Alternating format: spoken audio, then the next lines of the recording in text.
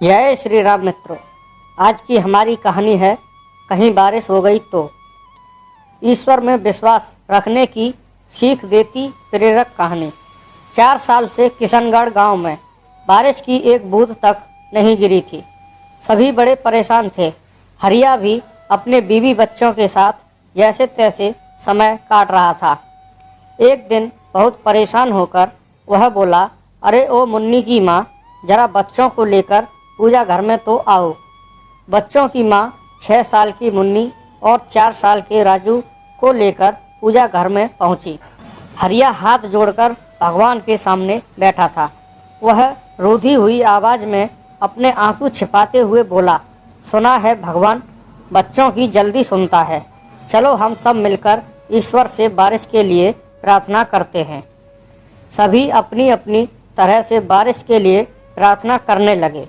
मुन्नी मन ही मन बोली, भगवान जी, मेरे बाबा बहुत परेशान हैं। आप तो सब कुछ कर सकते हैं, हमारे गांव में भी बारिश कर दीजिए ना। पूजा करने के कुछ देर बाद हरिया उठा और घर से बाहर निकलने लगा। आप कहाँ जा रहे हैं बाबा?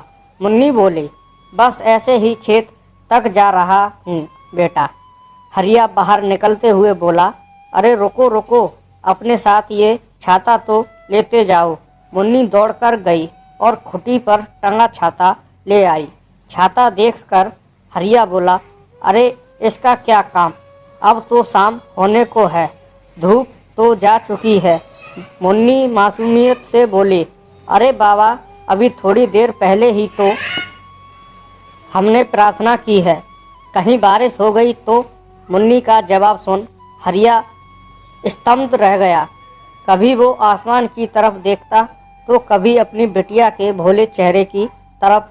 उसी क्षण उसने महसूस किया कि कोई आवाज़ उससे कह रही हो, प्रार्थना करना अच्छा है, लेकिन उससे भी ज़रूरी है इस बात में यकीन रखना कि तुम्हारी प्रार्थना सुनी जाएगी और फिर उसी के मुताबिक काम करना। हरिया ने फौरन अपनी बेटी को गोद में उठा लिया, उसके माथे को चूमा और छाता अपने हाथ में घुमाते हुए आगे बढ़ गया।